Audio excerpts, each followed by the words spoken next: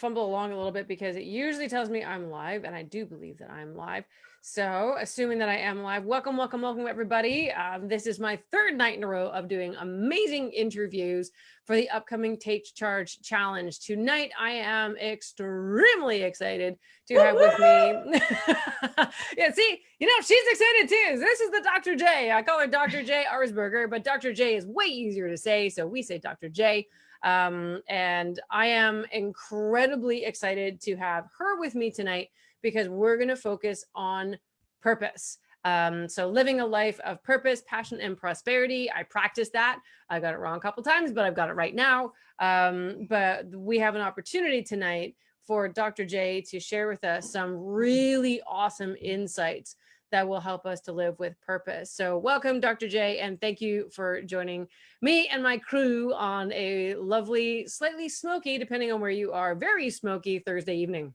It is very smoky here, so I will be drinking lots of water in between speaking. Thank you for having me, Rebecca. Yeah, I didn't bring any water, so I'm just going to sit here and just quietly choke. Anyway, so if you see me just like talk amongst yourselves, I'll try to pick up the pace for you. I got your back.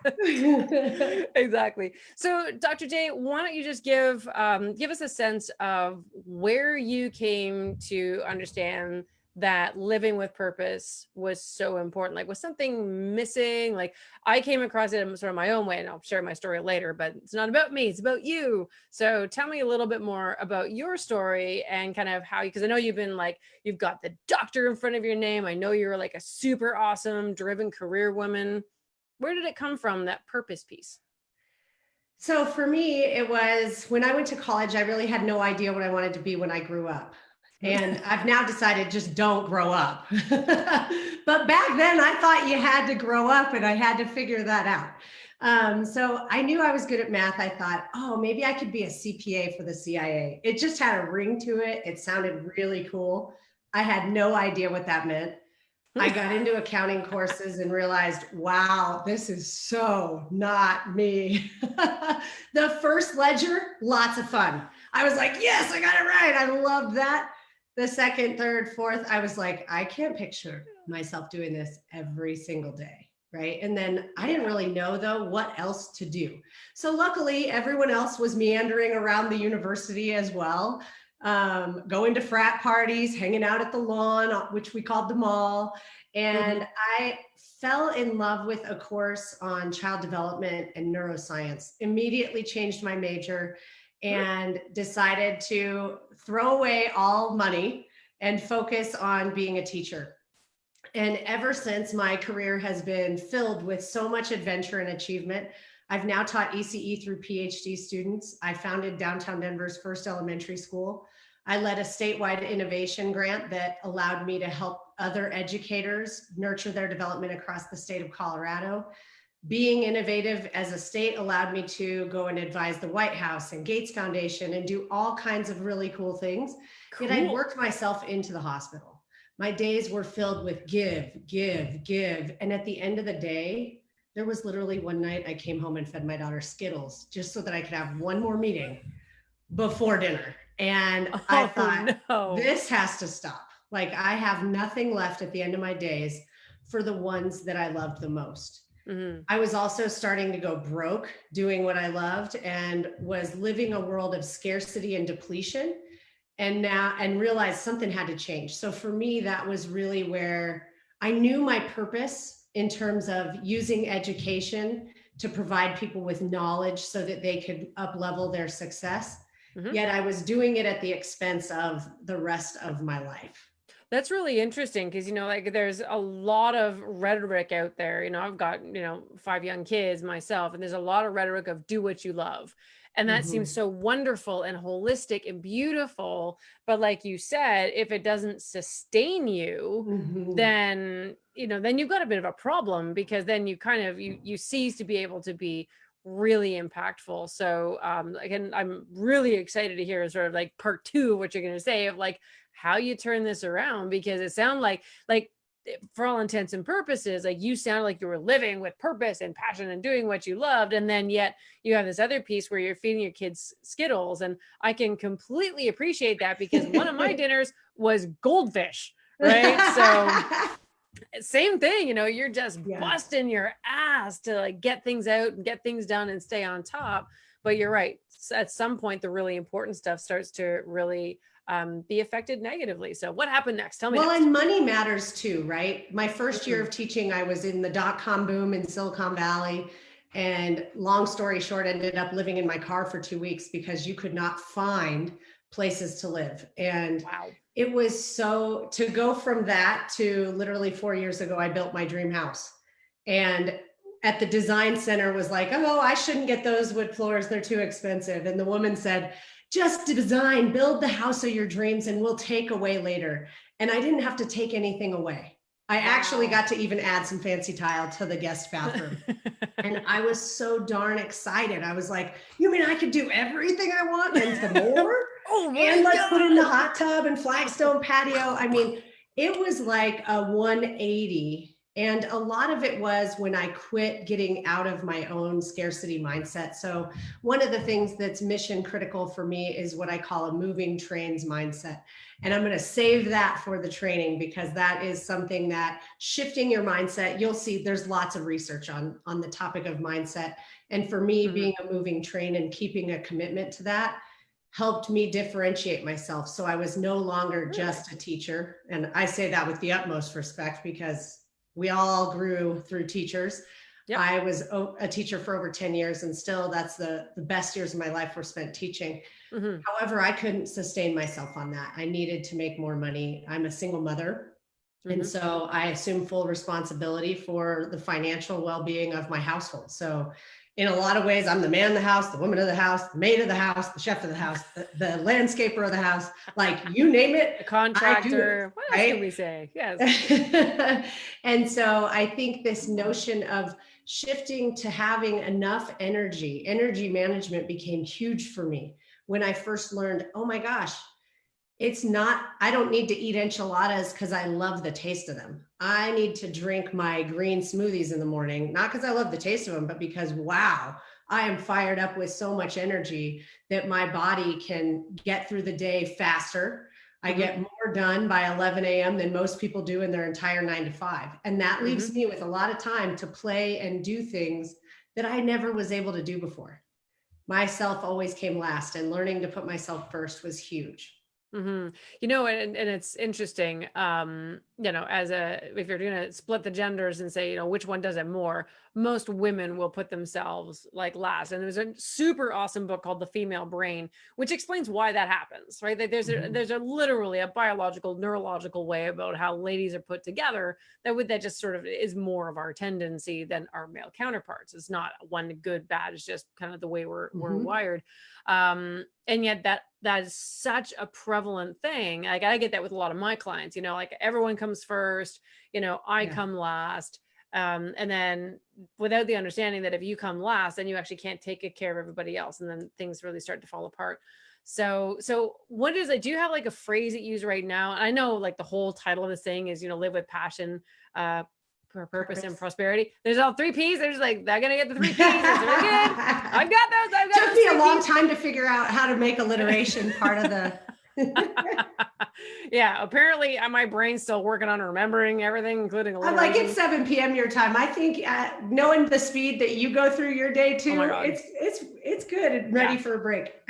Yeah, it's been a pretty crazy day, gotta tell you. But so what kind of is a mantra that guides your life? And I'll just sort of preempt it with sort of like when I went through this whole process myself. So I have two companies, one of which officially wraps up at the end of this month, and I'm really excited about that, so I can focus 100% on my coaching practice. But I've had two going, but for the past 7 years, I've run my ad agency, digital marketing Mhm. agency, right? Running ads and emails and all that kind of stuff for people. And, you know, it was nearly $1 million a year, and I should have been happy. I had everything, money in the bank, a beautiful home, a lovely husband, wonderful kids, nice car, blah, blah, blah. And yet I felt that there was something ultimately missing. And I remember sitting on the couch downstairs talking to my husband. We were just watching TV, and I'm like, I feel like there's just a black cloud, and it's hung out here for so long, Mhm. so that no matter how successful I am, no matter how many wonderful things come my way, I always feel that there's something missing and I don't know what it is. And so that's when I started reading books like Millionaire Success Habits. That's when I got introduced to Brendan's book, High Performance Habits. So that kicked off a whole bunch of new thoughts for me Yeah. going, wait a second, there's nothing wrong with me. There's something wrong with the way I'm going about my life. So if I can I use all my love talents that. and harness them in a different way, like, oh my God, right? And that's when I decided to get certified as a high performance coach and really build up that part. And the difference between my agency and the coaching practice was that purpose. And so what I defined for myself for the coaching practice that I do is there's 3 things I need to check off at the end of every day. Did I make someone feel happier? Did I make someone feel wealthier? And did I make someone feel more fulfilled? Because those 3 things were missing. And I mean, again, wealth to me is not defined by the money in the bank. It really helps. Like, let's not cut corners there. Like, it solves 95% of our problems. But at a certain stage, like once you hit there, you're going to miss that 5-10% at the end. And you're always going to feel that there's just a gap.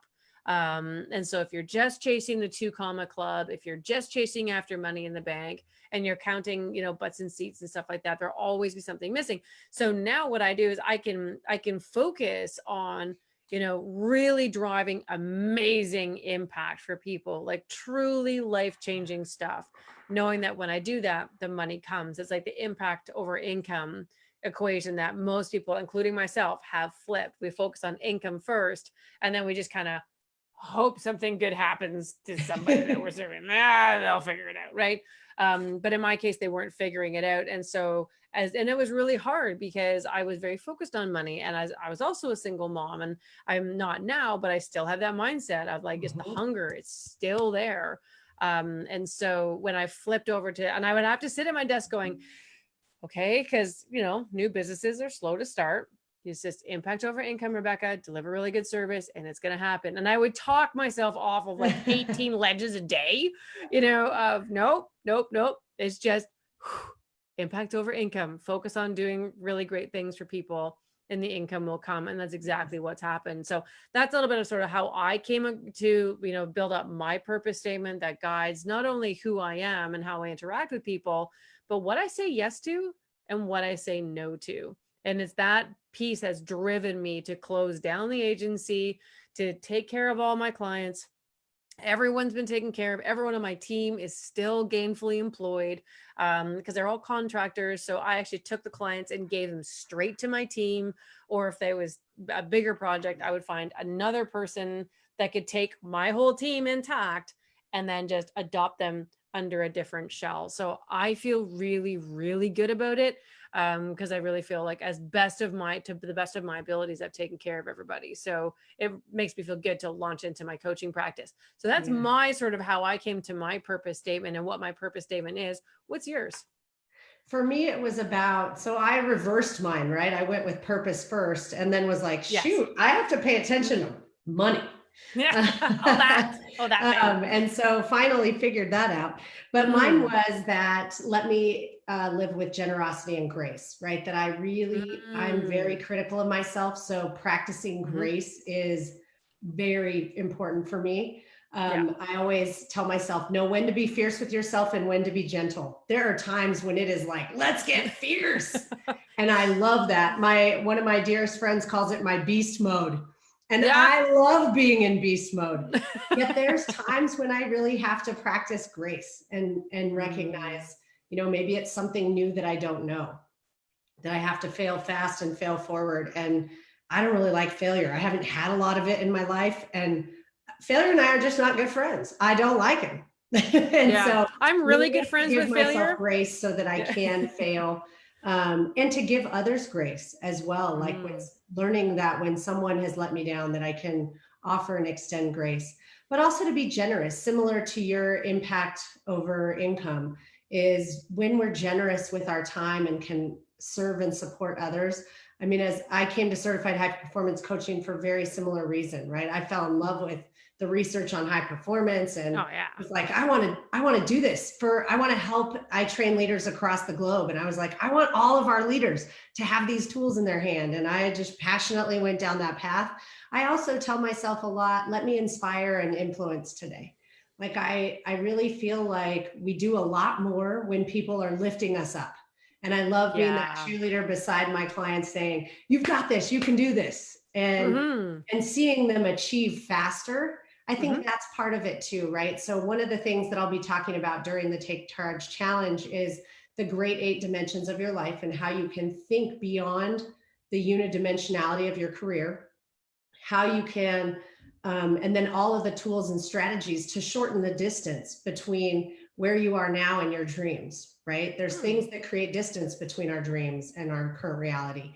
And I want for everyone to wake up, live vibrant, live happy, and be outside of the box, right? So I want to share that secret sauce with others. And in my session, I'll be walking you through each of the dimensions. I'll also support you in crafting your legacy statement, a statement that will reveal the brilliance within you. And I'll provide you with some of the strategies that I use to continue to rise while living a joy-filled, personally meaningful life. I think that is, for me, what, if I had a wish for everyone on planet Earth, it would be that we all could live a joy-filled, personally meaningful life. Yeah, no, amen to that. And to your comment about failure, if ever you want to get better friends with failure, let me know. I'm a really good friend. We're like, we text each other all the time. Yeah, I fail on a regular basis. I just decided to call it testing because it's way more fun. It's like I have a client of mine. That. Yes. Testing, That's it. testing. 1, 2, 3. Just information. That's all it is. It's like I have a client of mine who really, every week I'd say like, all right, did you get into time blocking, trying to get, manage the time a little bit better. No, I didn't do it. The next week I'm like, all right, dude, like seriously, like you said you were going to do it and you didn't do it again. Like what's up? And what ended up happening is he just didn't like the word time blocking. So we called it scheduling. And there we go. You get, yep, we just need different relationships with words. I'm fine with testing. I test and pilot all the time. Collect data. As a researcher and scholar, I love data. So I'll just reframe. One of my other mantras, coming back to that, is reframe your thinking to reclaim your life. One of the tools that I'll be sharing is one that I guarantee no one joining us will have ever seen before. And it is a tool that helps me question my thinking all the time. Because when we change what we see and how we're thinking, we can totally shift the feelings and vibrations that we have energetically in our bodies, as well as what we manifest and put out there into the world. So I think that learning to see differently and reframe our thinking allows us to reclaim our life. And that failure is a great example of that, right? Yep. Reframe that. That is piloting and testing, data collection. Yep. Pilot, pivot, pilot, pivot, pilot, pivot. That's what like kind of my life. I like to say shift happens. Doesn't it? That's another one of my mantras. Shift happens. No kidding. Well, one of my favorite things to babble on about, and anyone who's watching my videos has probably heard about like 8,000 times, is the whole reticular activation system in our brains. Yes. And I'm working on a new book called You've Gone Brain Blind. And that's how I look at most people. They're not that they're sleepwalking. It's not that they're not they're not interested. It's not that they don't want something, but they've got all these different layers of traumas or beliefs or assumptions or self-sabotaging behaviors. And it just creates like this layering of blindfolds that we put on ourselves. And through the process that you're going to be talking about at the Take Charge Challenge, by the way, it's September 29th to October the 1st, for those of you who are just joining. I think you're going to have a really big impact on people who have these, to kind of pull away some of these blindfolds that we have and to think beyond them, and to see that what we're really looking for is actually right here, but we just haven't trained our brains to look for it. It's like that whole idea of when I got pregnant, the first time, I'm like, if you find out you're pregnant, you're all happy. Well, I was happy anyway. Not everyone's happy when they find out. They're like, oh no. I was like, oh yeah. And so you look outside and you're like, oh my God, like everyone's pregnant. And they're like, boom, like 9 months pregnant all of a sudden. Like people that it just wasn't something you noticed before because you didn't tell your brain that was relevant information. So when you start feeding it like, this is my dream, and you define the dream and you start saying, okay, I can get that, and I'm moving towards that. Your brain's like, oh, that's what you want me to look for. Okay, my bad. Right. And now it starts, you start seeing these things, it's like, and they think it's magic. They're like, Rebecca, it was magic. I made like 3 sales in 3 weeks and I haven't had a sale in 9 months. And I'm like, You're like, no, you have the remote control. You just have to tune it in. Your RAS is right back here. I actually wrote a really fun article on your reticular activating system for a Modern Gladiator magazine. So if you Google Dr. Jea Modern Gladiator magazine, break on through. It's all about the RAS and how to, inspired by the Doors song, break on through to the other side of self-doubt. So kind of fun. That's awesome. Fun little article there. Yeah, that's awesome. So here's another question I have for you, because I know you have a beautiful little girl and I have far too many kids. How do you teach purpose to the younger generation? Oh, that's such a wonderful question. I think it's really interesting. I had the honor of speaking to Oprah about this, and she shared this fascinating story, right? That we teach that you have to find what you love and do what you love. Mm-hmm. And she says, that's not true. Like for her story, you work darn hard and then you get to do a little more of what you love. And when I look back at my own career, it was a lot of hard work. You know, and I think if you stay the course, things get so much easier. So what used to take me 3 hours now takes me 30 minutes. So it is a lot easier. And so I think it's really important to teach grit and tenacity to young kids. One of the things that I teach my daughter all the time, we have a silly song. It goes, I do things I hate with joy, hate with joy, hate with joy. And hate's actually a bad word in our house and we don't use it, but we do for that song, right? That it's about how you achieve, right? How you get there matters, and doing things with joy will differentiate you. I also think it's about asking kids, how do you feel? Like, what makes you feel really good, right? And when kids are so much more tuned into their feelings and intuition than we are as adults, right? To your point of brain blind, we've been muting ourselves. And so we have to just ask, what makes you feel delightful? What makes you feel overwhelmed with joy? And a lot of times for kids, they have passions. They see a lot of the challenges in the world and want to do something to help, whether it's horse rescue or I mentor a young little girl who is working with the Detroit water system to help test tap water. Kids are very tuned into the challenges that exist in the world. And so I like to have them make just a simple quilt of concerns, like draw a simple grid, and in each quilt square, what are the things that you're most concerned about? And the success of their future is less about finding a degree and career path, which higher education's under fire right now for delivering value. And you don't have to look far to see that, right? Whether it's millennials living in their basement, underemployed or unemployed. And so it's less about finding a major and a career and more about constantly seeking problems to solve.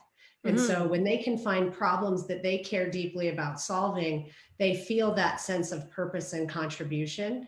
I always love, there's a quote by Ron Berger. Let me see if I can actually pull it up on my computer real quick, because this quote, wasn't really prepared to talk about kids, but I could go on and on for about kids. I kind of threw that little curveball at you. Hey, what do you think about this?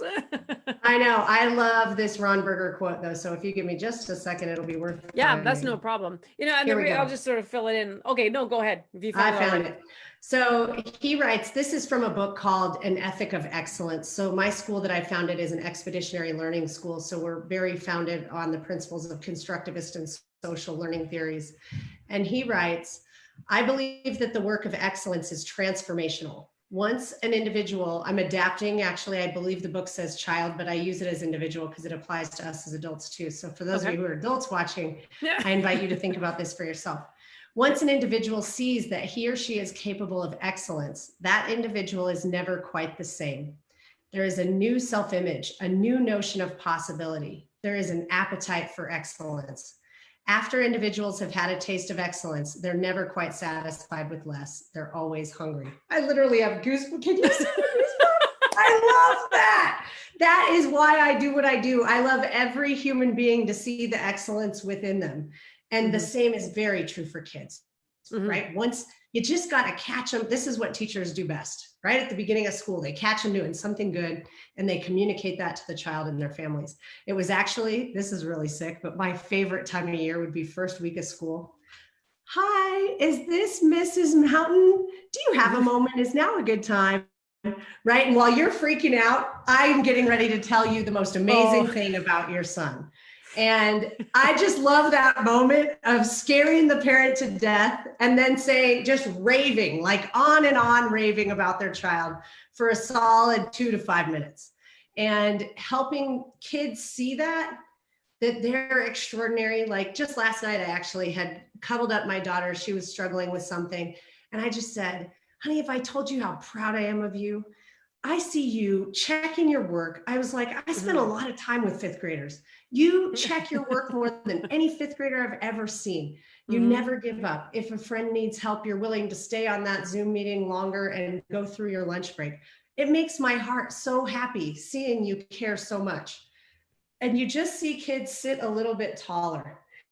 The legacy statement that I'm going to teach at the Take Charge Challenge was actually inspired doing this with kids. Their power statements. oh, So really? I'll be, thanks to your inspiration, I'll be sure that I translate how to do that with kids during this session also, because there's nothing I love more than giving kids that power statement framework and watching them sit just a little taller as they vision a new self, right? And we all need opportunities to reinvent ourselves regularly. And that's a program I'm super excited to be launching next month. Is called Reinvent. So very, very cool. Exciting stuff coming down the pipe around designing your best life. And I like to call it being an architect of a life that transcends the ordinary, right? We're not meant to live in the hamster wheel, to hop in, grind, hop out exhausted, hop in, grind, hop out exhausted. I was really good at that. And then I discovered a whole new way of living life. And I'm so thankful. I'm like, Yeah.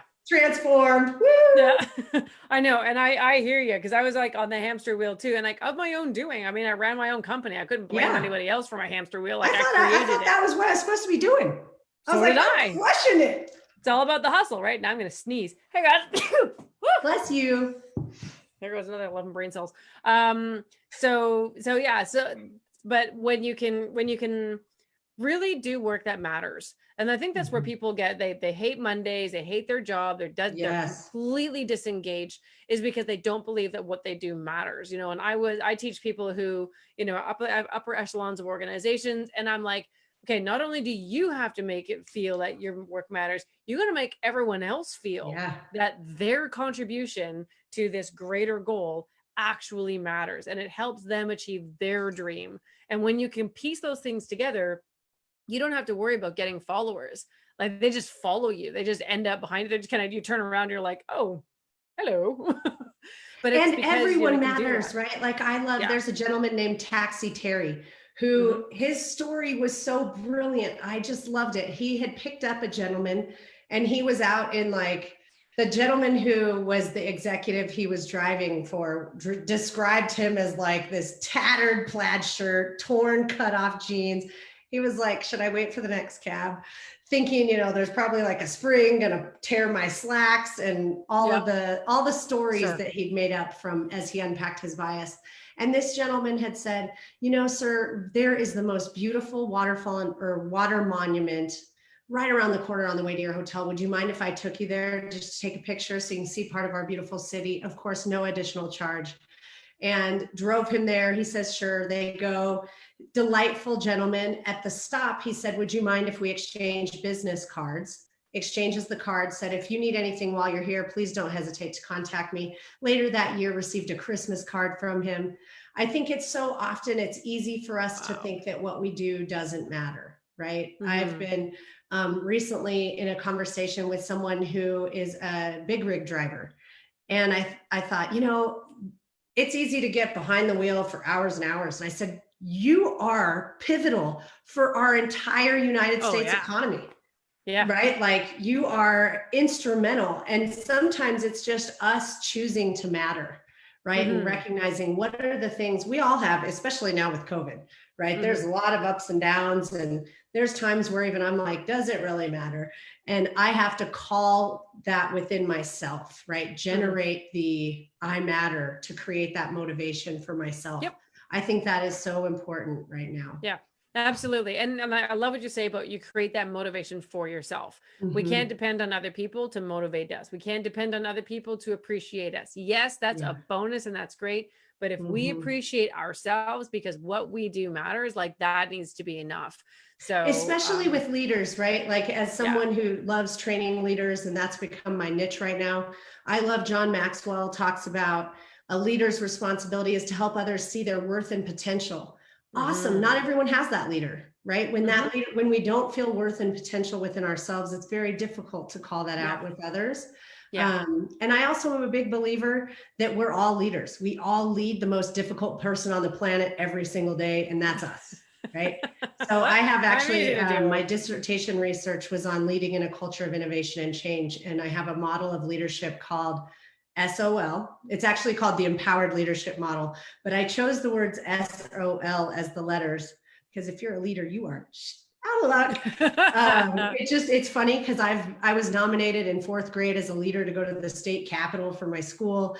And I look back at my life and I'm like, dang, you can never turn that off. Like it is just something you're kind of in some ways born with, but that we all lead ourselves. Some of us lead others and some of us Mhm. lead leaders. And so it's kind of this nested leadership model. But I will say, like, every one of us is a leader. You're leading your life and our lives inspire others. So when we Yep. lead our best lives, it's contagious, right? It's just like Mhm. gratitude and random acts of kindness that when you do Yep. those things, it has a very strong ripple effect on those around us. And then next thing Mhm. you know, you've up leveled your circles of influence, and all of the people who are around you have the benefit of that, and then they're inspiring you, and it's kind of the Yep. make your day life.